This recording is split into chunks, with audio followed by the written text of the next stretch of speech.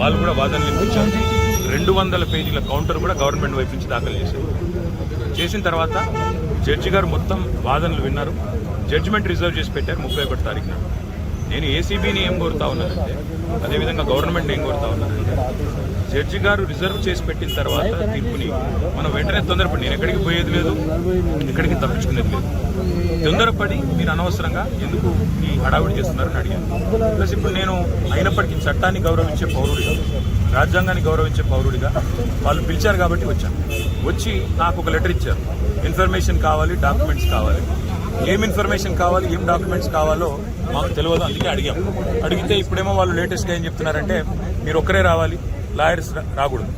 Already తీర్పే అక్కడ pending ఉన్నది కాబట్టి మా లాయర్స్తో వస్తే మీకేం ఇబ్బంది అని అడిగితే సమాచారం ఇవ్వడం లేదు. దాంతోపాటు ఇంకా ఏమంటున్నారంటే, మీరు ఒక్కరే రావాలి. నాకు ఒక్కరే రావడానికి ఇబ్బంది లేదు, కానీ ఒక పౌరుడిగా నా ప్రాథమిక హక్కులకు కూడా భంగం వాటిల్లకుండా చూసుకోవాల్సిన బాధ్యత నా మీద ఉంటుంది. అందుకే పోలీస్ అధికారులు అడిగాను, ఎక్కడన్నా లిఖితపూర్వకంగా ఉందా నా లాయర్ రాకూడదని, దయచేసి ఉంటే ఇవ్వండి అన్నాను. సో వారు సంప్రదిస్తున్నారు. నేను ఇక్కడ కేవలం ఇవాళ ఏసీబీ ఆఫీస్కి వచ్చి మీకు ఏం ఇన్ఫర్మేషన్ కావాలి, ఇప్పుడు నన్ను వాళ్ళు అడుగుతున్న ఇన్ఫర్మేషన్ మొత్తం గవర్నమెంట్ దగ్గరే ఉంది. నేను తీసుకున్న నిర్ణయం ఏదన్నా ఉంటే అది మినిస్టర్గా తీసుకున్నాను, గవర్నమెంట్గా తీసుకున్నాను. అట్లాంటప్పుడు నా దగ్గర ఉన్నదని సమాచారం వారు ఏదైతే అపోహపడుతున్నారో అదంతా మీ దగ్గరనే ఉంది. ఈ వాదనంతా కూడా నేను ఆల్రెడీ కోర్టులో చెప్పాను.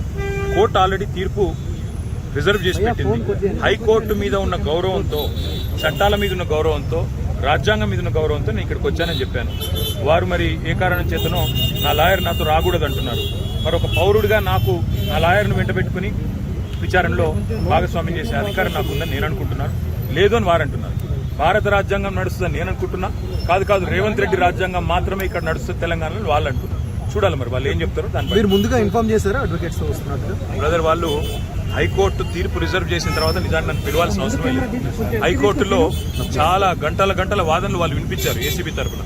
ఇవాళ కొత్తగా మళ్ళీ ఇప్పుడు శోధించేది సాధించేది లేదు. చెప్పాల్సింది కూడా చెప్పకుండా ఇక్కడేదో హడావుడి చేసి నిన్న రైతు భరోసా ఎగ్గొట్టారు కాబట్టి రైతు భరోసా నుంచి తప్పించుకోవడానికి 2 రోజులు మీడియాలో ఈ డ్రామా నడపాలని రేవంత్ రెడ్డి గారు అనుకుంటున్నారు. దీనికి మేము బాధపడం. రేవంత్ రెడ్డి గారు ఏమనుకున్నా 15,000 ఇస్తానని చెప్పి 12,000 ఇచ్చిన విషయము ప్రజలకు గుర్తుంది.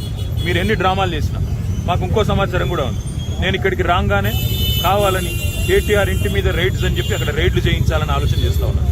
పర్వాలేదు, ఇవన్నీ డ్రామాలు మాకు తెలుసు. మీరు ఎన్ని డ్రామాలు చేసినా రాష్ట్ర ప్రజలకి నేను చేసే విజ్ఞప్తి ఒకటే, 420 హామీలు ఏవైతే రేవంత్ రెడ్డి ప్రభుత్వం ఇచ్చిందో అది అమలు చేసేదాకా కొట్లాడదాం. కేసులు ఎన్ని పెట్టినా, మీడియా మేనేజ్మెంట్ పాలిటిక్స్ ఎన్ని చేసినా భయపడాల్సిన అవసరం లేదు, బాధపడాల్సిన అవసరం లేదు.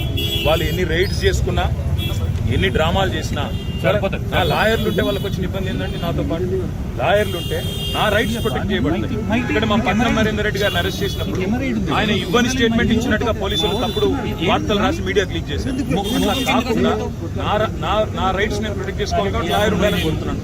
వాళ్ళకి వచ్చిన ఇబ్బంది సార్. ఇప్పుడు ఈ స్థాయిలో ఆంక్షలు పెట్టారు, మీరు నేరుగా విచారణకు అటెండ్ అవుతున్నారు. వాళ్ళు చెప్పిన అదే చెప్తున్నా బ్రదర్. నేను ఆంక్షలు నరేందర్ రెడ్డి గారు ఇవ్వని స్టేట్మెంట్ ఇచ్చినట్టుగా తప్పుడు స్టేట్మెంట్లు రికార్డ్ చేసింది పోలీసు వాళ్ళు.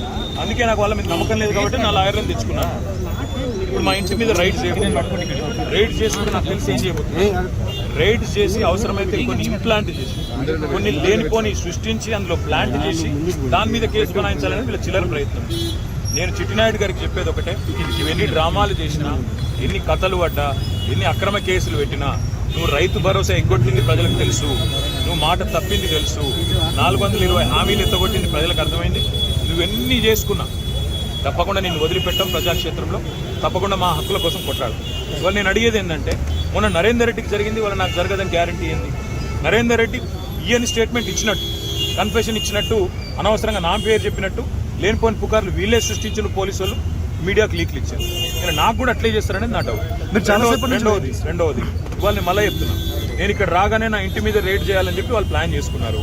తప్పకుండా నా ఇంటి మీద రైడ్ చేస్తే కూడా అందులో ఏమని ఇరికిచ్చి, రేవంత్ రెడ్డి గారు ఇచ్చిన 2 చిట్టీలు, అవసరమైతే ఇంకో 2 ఏమైనా సృష్టించి అని ఇరికిచ్చి కావాలని బదనాం చేయాలన్న చిల్లర ప్రయత్నం చేస్తున్నారు. నా హక్కుల కోసం తప్పకుండా నేను కొట్లాడతాను. న్యాయవాదుల సమక్షంలో ఎంక్వైరీ చేయాలని కోరుతున్నాను. తప్పే చాలాసేపటి నుంచి వెయిట్ చేస్తున్నారు, ఇంకెంతసేపు వెయిట్ చేస్తారు ఏమని చెప్తున్నారు? 5 నిమిషాలు చూసిన తర్వాత మరి పోలీసులు సహకరించకపోతే నా దారి నేను